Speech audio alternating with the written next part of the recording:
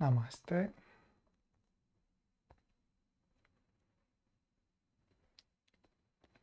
Today we will speak about Spanda, which is a very important concept for Hridaya, but also for Shaivism, because it's one of the first school of philosophy that appeared in the non-dual Kashmir Shaivism. Remember when we spoke a bit about Shiva Sutras and Vasugupta, which in sleep had a vision of Shiva that sent him to a lake where on a big rock he saw those Shiva Sutras. So he presented them as a revelation. And based on those teachings found in Shiva Sutra, later on he or his main disciple, Bhatta Kalata, wrote Spanda Karika, which is a text in which is expounded, it's described this Spanda philosophy. Now, those two texts, Shiva Sutras and Spanda Karikas, are seen as the base, the fundamental part of the Spanda school of non-dual Kashmir Shaivism. One, Shiva Sutras, it's seen as from the perspective of Prakasha, of the light of consciousness, and Spanda Karika from the perspective of Vimarsha, of the awareness, of self-awareness of Shakti. So Shiva Sutras are more like Shiva's perspective, and Spanda Sutras, Spanda Karikas from the Shakti perspective. It's not like very clear delimitation between those concepts, but it's more like in Spanda is spoken more about this dynamic aspect of consciousness. We usually in Hridaya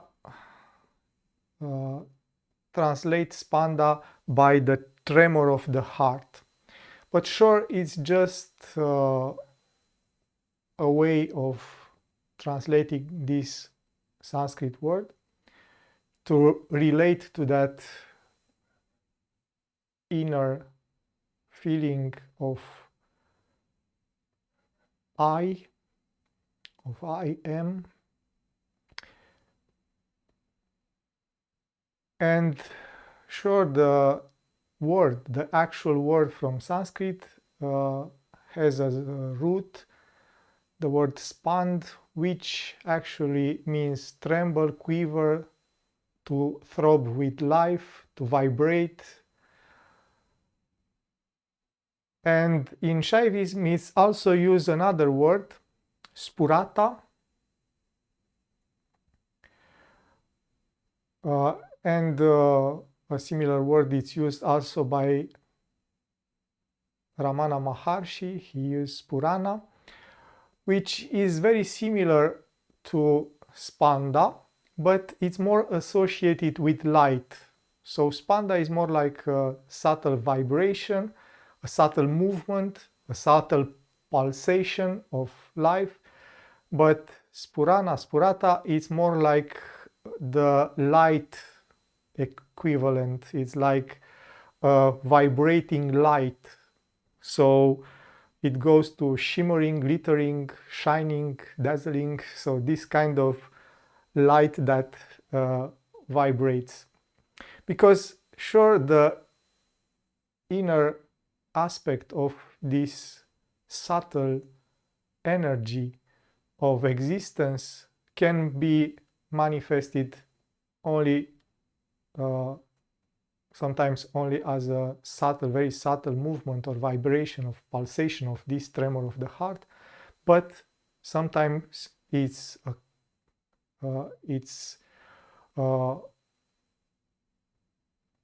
with it it manifests this light effect. It's a vibration, but also it's a luminous vibration. For this reason, it's often when we refer to this modified state of consciousness, altered state of consciousness, we often assimilate them with the word enlightenment, because we perceive this inner light of consciousness. And sure, even if we speak about Spanda as a unique word, in Shaivism there are used a lot of similar concepts, and I will show them to you in the video. So we have Vimarsha. We spoke about this duality Prakasha Vimarsha. Prakasha is the light of consciousness. Vimarsha is the self-aware consciousness, or the self-awareness of this light of consciousness. They are together always, like we spoke. They are Shiva and Shakti. The light of consciousness is a bit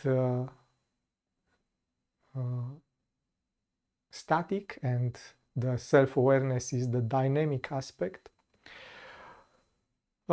It's also used this concept of Svatantriya, which means the pure and free will of Supreme Consciousness. It's like Shiva can do anything he wants. He's completely free. He doesn't have, like a human, some inner tendencies that are created by his past experiences that nudge him towards some or other action. He's completely free in this. So Spanda, it's also this Svatantriya. Also is this Visharga, which means the supreme creative energy. Hridaya sometimes is like we like to use it in this tremor of the heart. So in some text, those who feel this Spanda are called people that live in Sahridaya. They live in the heart, or they live with a heart. Also Chidananda, that ocean of consciousness and light, of consciousness and bliss. Chidananda actually means consciousness and bliss. They also use this term, which is Purnahanta. Purna means full. So Purnahanta is the fullness of the I, vritti, I feeling. De asemenea, Mahasat, also Mahasata, which means the great existence. Sara, which means the essence. Spurata, like we spoke about already, which is that vibrating light. And also they use Dvani, which is the vibration of the sound, is like a resonance. So when your heart comes to vibrate from something. So all these concepts are used sometimes to speak about this subtle vibration, this tremor of the heart. If you will read Spanda Karika, you will see that the actual word Spanda is not used that often, appears in Spanda Karikas, but usually they are not using directly that word. Mostly they speak about what Spanda is, because the name of the text is Spanda Karika, but speaking about in all those concepts that I showed you.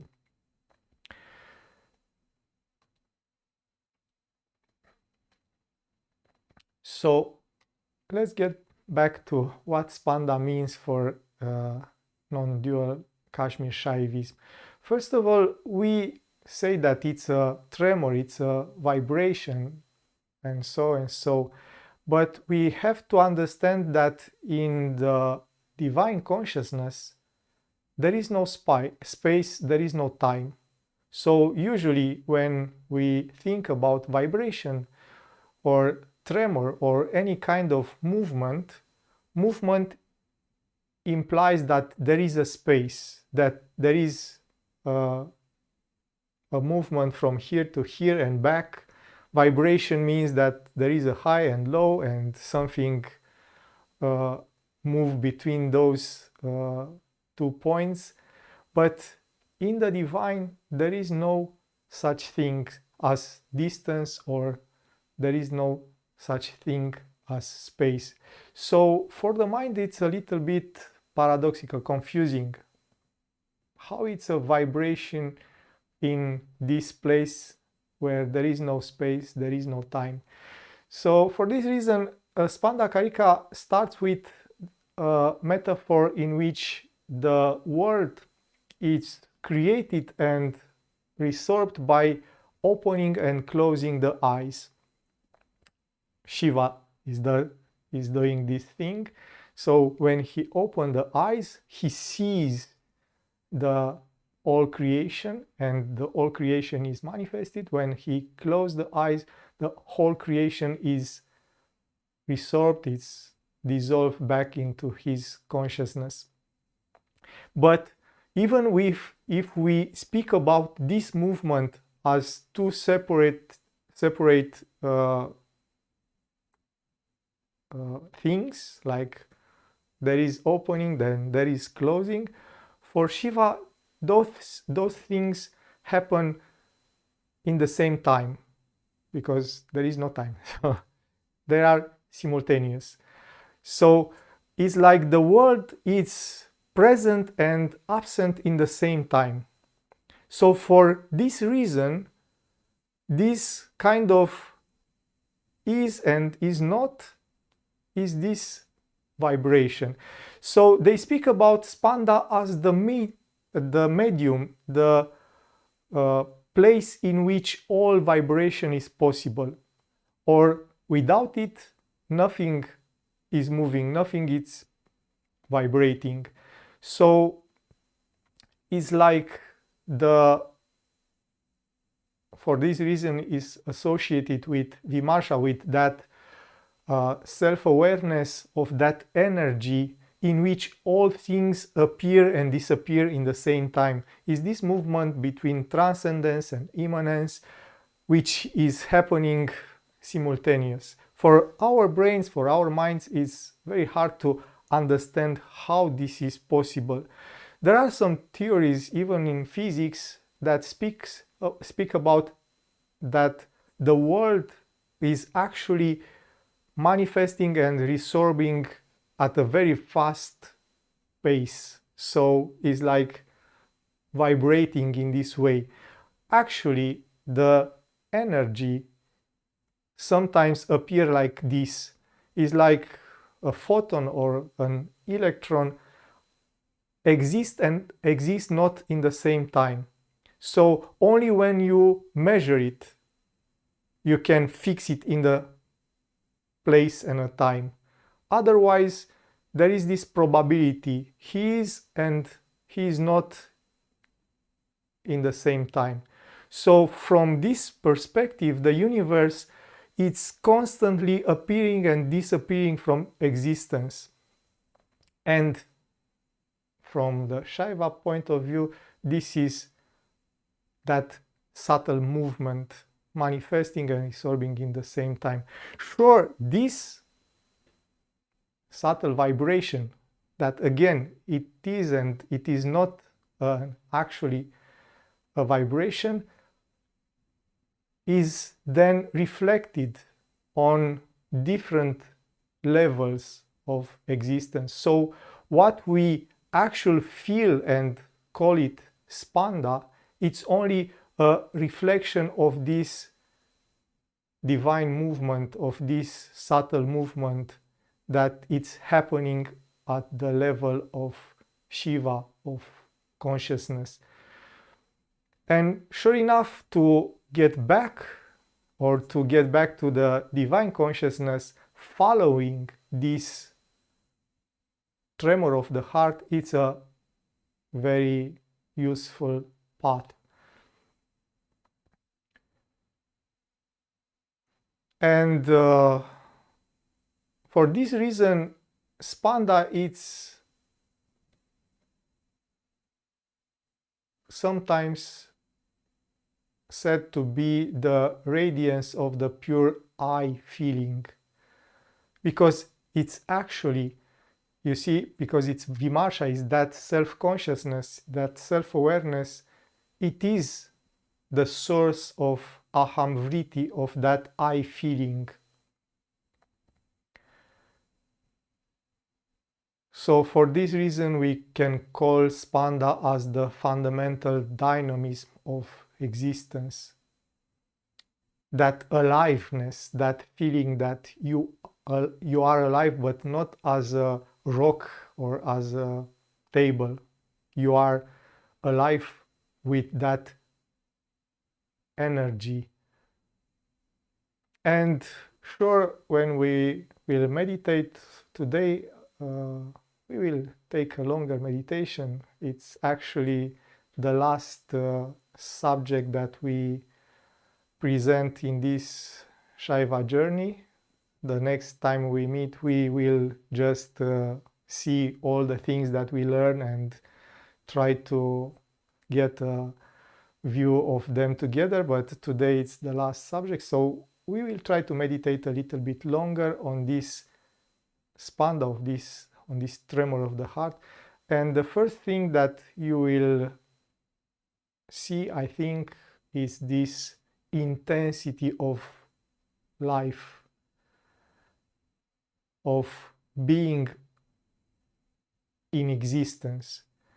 Sure, we tend to associate being alive with being in the body, and as long as this body is alive, we are alive too. But from the point of view of consciousness, of Atman, we are always alive as long as we vibrate, as long as we manifest this spanda, this self-awareness. Sure, again, when Ramana Maharshi is asked to explain what Spurana, which is his term for spanda, is, he gives this explanation, and from his point of view is the very intimate expression of the spiritual heart. So a disciple asks Ramana, what is Hridaya and what is Spurana, which is therein? How do they appear? And Ramana says, the Hridaya and the Spurana are the same as the self. The Spurana requires a basis for its manifestation, and this is, of course, consciousness. And then the disciple asks, how does Spurana appear? As a light, as a movement, or what? And Ramana explains, how can it be described in words? It includes all this, so light, movement, but actually it is the self. Fix your attention on it and do not let go of the idea of its ultimate character.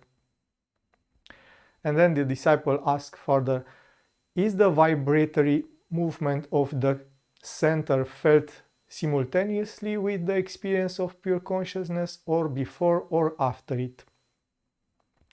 So this tremor of the heart, it's simultaneous with the center of pure existence, pure consciousness, or is before or after. And Ramana answers, they are both one and the same. But Spurana can be felt in a subtle way even when meditation has sufficiently stabilized and deepened, and the ultimate consciousness is very near, or during a sudden great fright or shock, when the mind comes to a standstill. It draws attention to itself so that the meditator's mind, rendered sensitive by calmness, may become aware of it, gravitate towards it, and finally plunge into it, the self. So, to explain a bit, what Ramana means is that the tremor of the heart, or that vibrating light, tends to be perceived earlier than the pure consciousness, because again is reflected in our minds as light or tremor or vibration, and it's easier to relate to it than the consciousness and bliss. So for this reason it appears like it's a bit earlier, but they are one and the same. And it's interesting that Ramana speaks about this thing that this aliveness, this vibration, this tremor of the heart appears in those extreme states of the mind when you are very scared, you are frightened, or in a state of shock, because this kind of thing is actually present in Vijnana Bhairava and in Spanda Karika. They say that it's easier to feel this spanda when your mind is suspended. Sure, when we meditate, we try to get the mind in that suspended state without being frightened or scared or in a state of shock, by being aware of that space, of that gap between breathings that becomes a gap between thoughts, and in this way we can have the mind suspended and we can become aware of this tremor of the heart. Actually, in Spanda Karikas, in Sutra 22, it's said that in the height of fury, or transported by joy, or terrified and at a loss of what to do, or running breathlessly to save your life, the yogi reaches the domain where the spanda is well established. So, and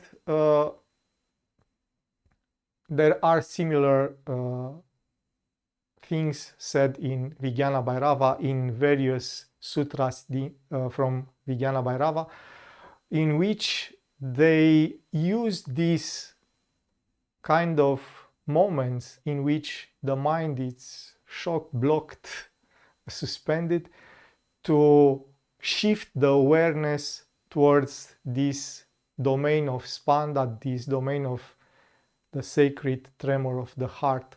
But sure enough, we don't need to be there. For the everyday man, they use all those extreme sports and adrenaline rushes to get to this place in which they can perceive that very intense aliveness that is specific to spanda. But for us, meditation is what helps us to get there, to suspend the mind. Like we already spoke about it, Patanjali says in those first sutras when he starts, first you have to stop the vrittis of the mind, of the chitta, of the individual consciousness, then you will see your true nature, your true form. Otherwise, you just identify with those vrittis, with those thoughts. So you see, all the different philosophies converge in this kind of quiet the mind, see what's beyond it. And what's beyond it is this spanda, is this sacred tremor of the heart, or spurana, the vibrating light, or hridaya, the realm of the heart. All these things are beyond the realm of mind and what's in it. And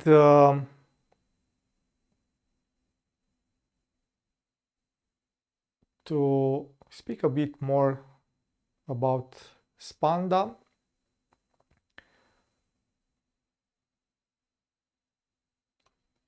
so from the point of view of spanda karikas, the self is not just a simple witnessing consciousness, because it's characterized by both cognition and activity. So there is jnana and there is kriya.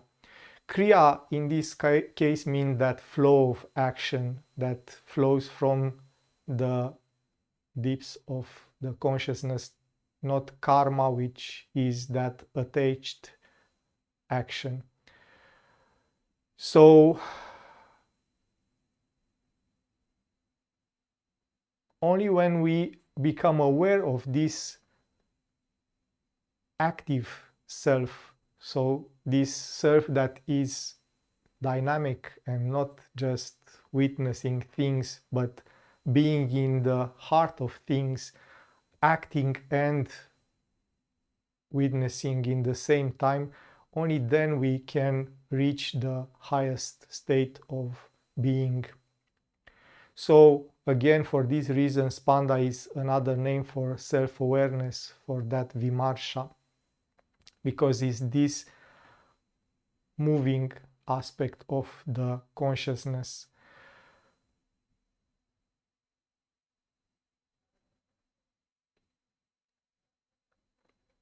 So every activity in this universe, as well as every perception, notion, sensation, emotion, is like an ebb and flow as a part of this universal rhythm of reality. And for this reason, sometimes spanda is more akin to a pulsation. It's like when we think about vibration, we think about something that moves very fast. So usually for us, vibrating means that it's very fast and has a high frequency. And again, in our mind, the higher the frequency, the higher the consciousness. But because spanda is not actual vibration, is that subtle movement between existence and non-existence, is more like a pulsating heart. And I think this is another reason for this metaphor of the heart of hridaya, because the heart sure has this rhythm, which is not very, very fast, only if you are in a heightened state of, I don't know, running and such. When you just meditate, your heart is pulsating. And again, that pulsation, even if it's, I don't know, fast enough, is like 60 beats per minute or something, is not like light vibration, which is very, very fast. So the reason that we call it a tremor of the heart is this kind of sweetness that it has when its manifestation and resorption is immanence and transcendence, is this going in between the different states. And for these reasons, sometimes we can miss it, expecting sometimes that something that make us like actually vibrating.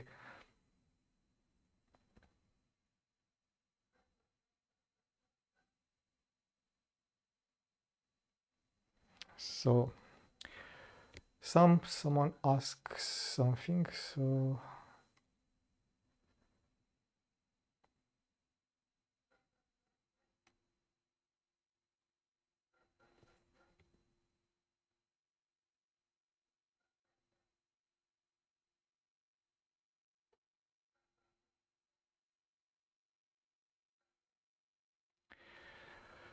so someone asks, what does it look or feel like when one reaches the true self or unites with the universal consciousness? Does it have many facets of understanding or a single experience? I am comparing it to my own experience at various times in deep meditation. So, like I said, these experiences that go beyond mind are very hard to describe, because the only way we can access them and describe them is using the mind. So the tools that we have at our disposition is this reflection of that experience in our mind. So it's like a footprint that the experience makes in our minds. So when we get back from a deep meditation or a deep state where we had no mind, what we actually feel is the way in which mind reflects that reality. So for this reason, if you are a Christian or a follower of Islam or a Hindu, you may use different words to describe that experience. And for sure, there are different facets of in which this experience can reflect.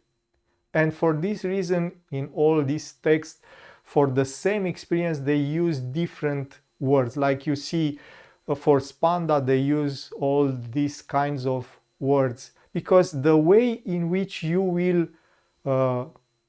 experience when you come back is very dependent on how was your day, how was your mind, what you read before, what you discussed with your friends before, and such and such. But there is like that thing that is called samarasa. Samarasa means the same taste. So there is an essence that there is present in all these kind of experiences that minds reflect us for us when we came back, and we can see this kind of red thread that is present in all those experiences, even if they appear like a bit different from one another. We can feel that samarasa, that same taste. So for this reason, sometimes we can experience it like a tremor of the heart, sometimes like a vibrating light, sometimes like that fullness of I am, sometimes like just being, sometimes like just heart, and such. But again, what we will recognize that pratyabhijna is this samarasa, this sameness, this same taste, that it's always there, even if we don't always put our finger on that. For this reason, Ramana Maharshi said that you cannot actually describe it. You can try, and you can use the mind for trying to find metaphors and comparations and all the things that usually we use to try to understand what is beyond our understanding, that mystery. But for sure, the experience itself, it's beyond our minds. So actually, for this reason, all the great mystics and yogis are becoming poets when they try to explain all those things. So Rumi used poetry, Abhinavagupta used poetry, Utpaladeva used poetry, because it's the only way in which you can point to that reality without forcing the mind to be enclosed by a concept or conceptual framing. So I hope it's clear now. And sure, why is Spanda important, and this tremor of the heart is like Ramana said, before you get to that fullness of consciousness, you start to have this sweetness of pulsating, of being and not being in the same time. This paradoxical state in which you are and you are not. And I remember that there is a poem of Rumi which is actually like this: you are and you are not, which sums it all. But for sure, when you meditate and ask yourself, who am I, in that introspection, in that Atma Vichara, searching for self,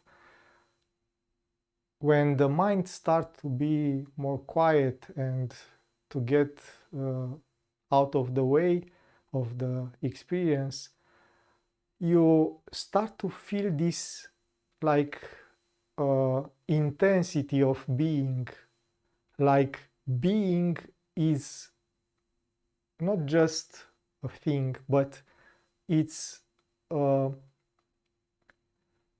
don't know how to describe it more clearly, but it's like being alive has an intensity to it. It's not just, oh, I am.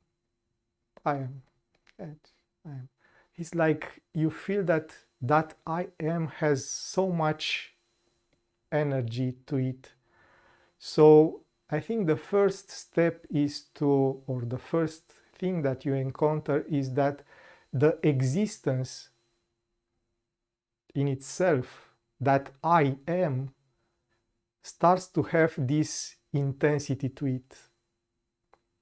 And this intensity that is like energy but attached to this I feeling, it's actually this play of Prakasha and Vimarsha. Prakasha meaning I am, but actually I am full of energy. I am full of this spanda, of this vibrating quality of being and not being in the same time, which is very, very blissful.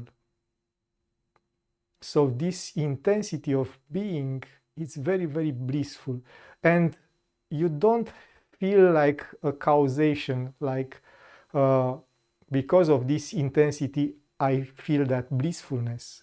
Is like they said, this is your quality of existence, consciousness and bliss in the same time, and that intensity of being. And you start to feel that consciousness is not something that is passive and just observing things, but is the actually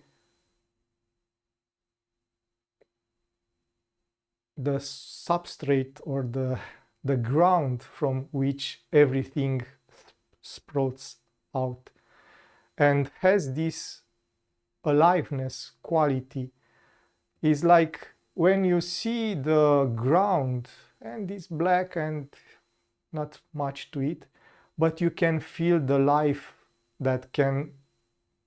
Now it's winter in Romania and most of Europe, and the ground is black, but in a short time all the life will come from it.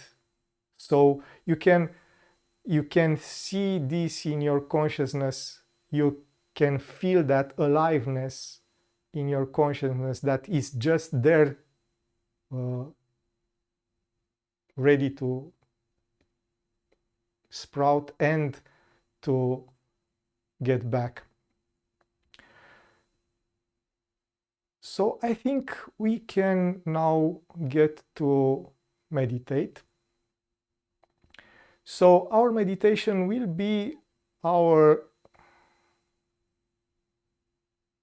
usual Hridaya meditation, in which for sure we will try to be aware of this quality that is Spanda, that dynamic self-awareness. So it's not just observing, but being fully alive and feeling that intensity of aliveness.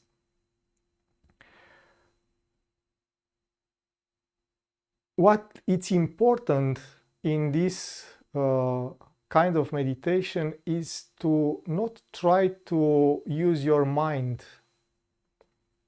Again, when we speak about spanda and vibration and all those pulsation and being and not being, the mind will try to imagine how it is.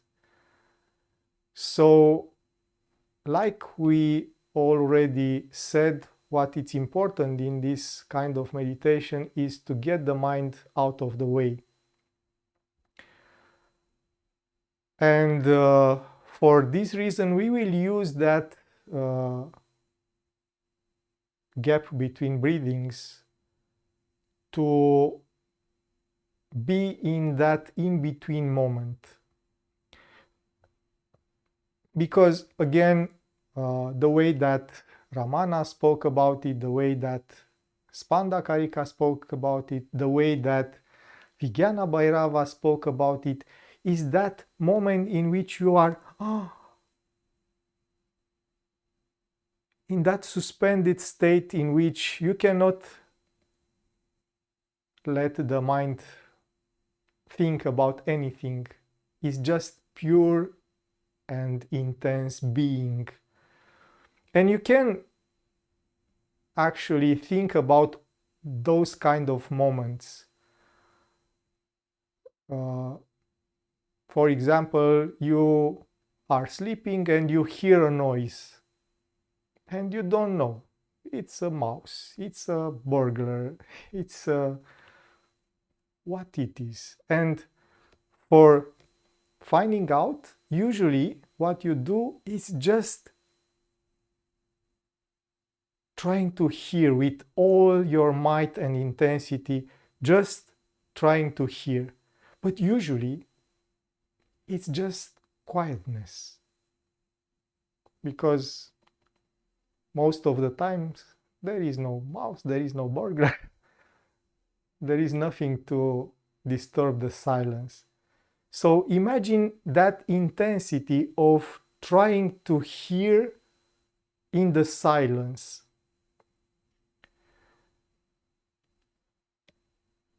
There for sure there is nada present, which is another way to understand this vibration of the I feeling. Nada and spanda are in the same level of metaphor. So you just are in that quiet moment without mind, because you cannot think about something that does not exist in that moment, when you are only trying to hear, and you only hear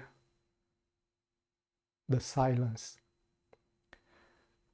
Again, you can use other moments in which your mind is very quiet.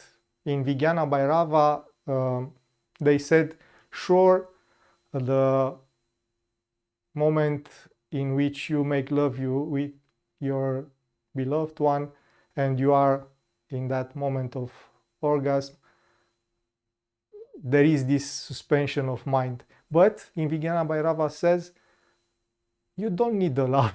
You can just remember how it is that moment, and use that remembrance, that moment of just being in that wave of intense pleasure.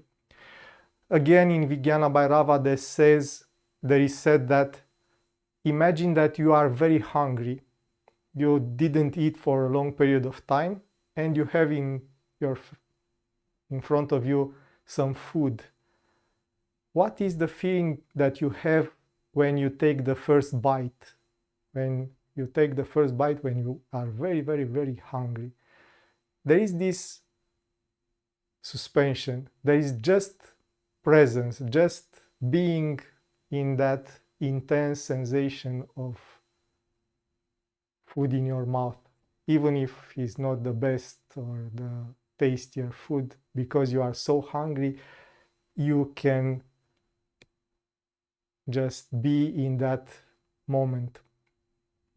For us, sure, when we stay in meditation, like I said, these kind of moments of suspended mind are in between breathings, but also after we ask ourselves, who am I?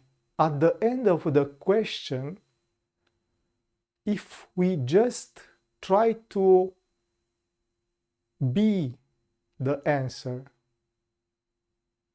for sure, the answer to the question, who am I, cannot be given by the mind. The mind will create a story. I am such and such. I had some kind of experiences. I am old. I am young. I am a woman. I am a man. The mind will create a story. But when you actually want to find out the answer to the question, who am I? After the question is this silence of being, just being the answer. And for sure, it's a bit similar with that hearing the silence in the night. You try to feel the answer, to feel what it means to be. So in this way, in meditation, we create these moments in which the mind is suspended, is not moving, even if that moment is very short, before the mind starts again to, oh, I didn't feel something, I didn't, or I did feel, maybe I feel something, maybe this is to be like God, such and such. But before the mind starts to get back in the story, there are those short moments. And you see in Vijnana, in Spandakarika, or when Ramana Maharshi speak about them, they are not like a long period of time, are like doors, like portals that you can use to enter in this realm of Chidananda, of consciousness and bliss. So it's not like a progression. now I sit in meditation and I wait for the mind to be calm and quiet, and after a while, maybe when my mind is quiet enough, I can glimpse a little bit of my inner self. You have to have this dynamic of this intensity of searching. For this reason, sometimes is compared to the moment in which you lose something very, very small on the floor. Let's say I don't know, there are more men than women today, so you lose a very, very small screw and it get on the floor. So for sure, at first your mind tried to calculate trajectories where we felt, where then bounced and such and such. But after a while, you have to look with intensity without thinking about anything, just looking very attentive. So, and for sure, the moment you recognize that object that you lose on the floor is that aha moment. I found it. So in a way, our Atma Vichara or our introspection is in this way. We just look without so much calculating where our Atman is. It's a finger to the right, or a finger up, or finger down. It's not like this. We have to just use our awareness to discard all the layers that we associate it with being and recognize our true nature. And this recognizing of our true nature after we discard all this identification or all these attachments starts to be that intensity of existence that I spoke you about. And you start to feel that I am, and this I am has intensity to it.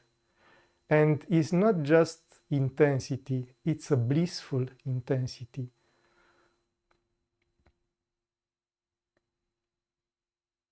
And I hope there are enough explanations. If you have questions before we start, we will try to do a meditation for an hour that we usually didn't do in this. We had so much things to say, but so little time to say them. But today we will try just to feel them more than to hear them.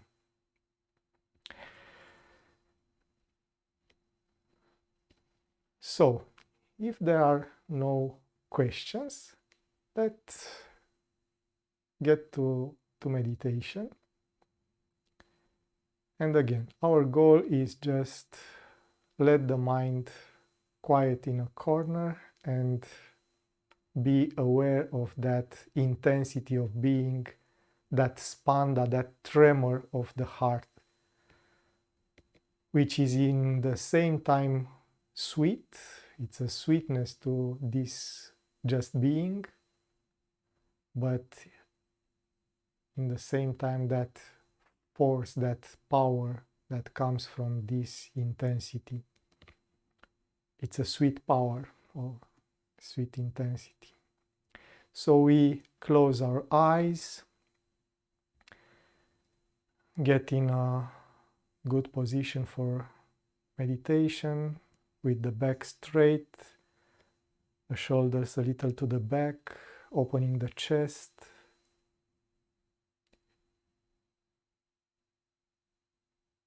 In an open attitude,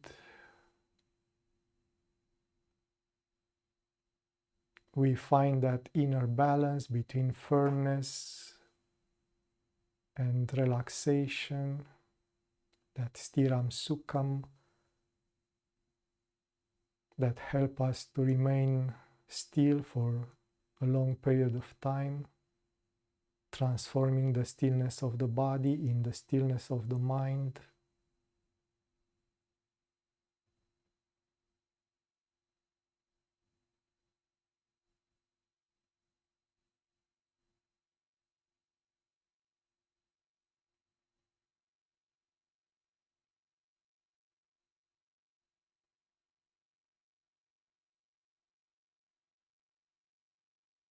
We center our awareness in the middle of the chest, a little to the right, that place that we spontaneously point to when we say I.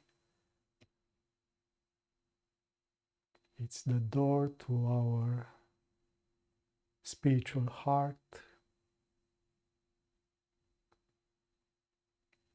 It's the Hritakasha, the space of the heart, in which we can do the Atma Vichara, the introspection, using the question, who am I? Again, we can use the awareness of the breathing, especially that pause between inhalation and exhalation, in which the mind remains suspended for a moment or two, in between breathings, in between thoughts.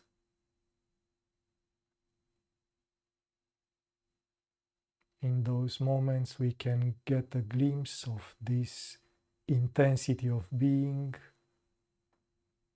of this tremor of the heart.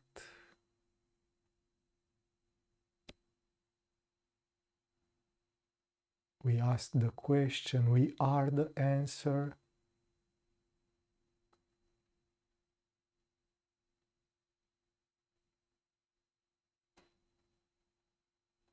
Every time we feel that we are something, we ask ourselves, who is the one feeling that something? Me. Who am I?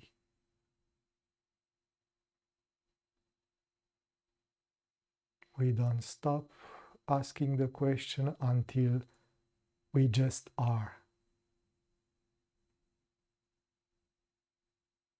We are not something, not someone, we just are. Pure consciousness, pure existence, pure bliss. That's Satchitananda. Or like Shaivitz says, Chidananda Rupah Shivoham Shivoham. I am consciousness and bliss without form.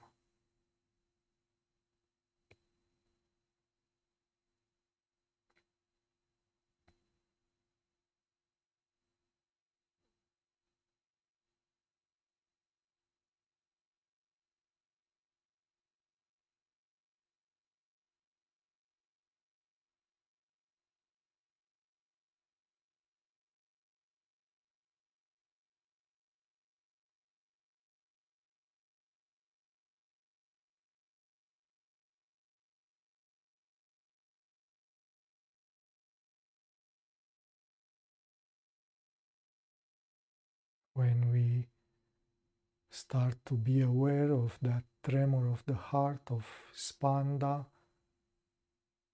we surrender to that subtle vibration, to that subtle pulsation between existence and non-existence.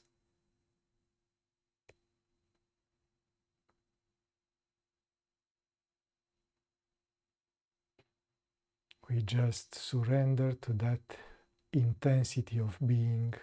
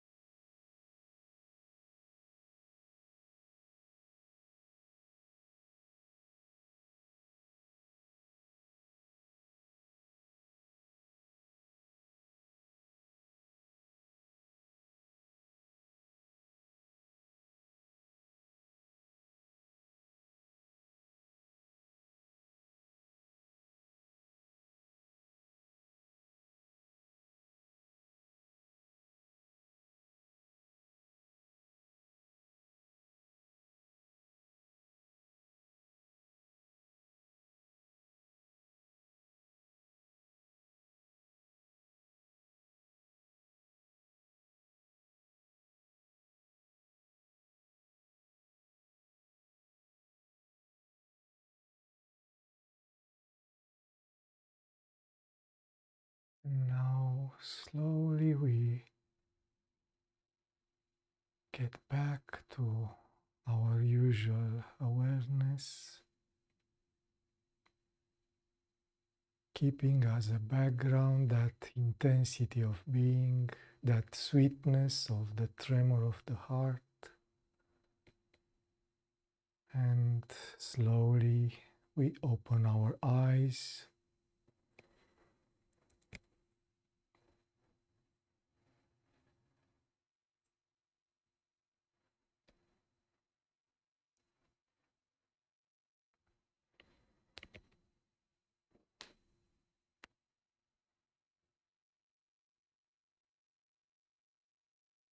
Now, if the meditation rise some questions,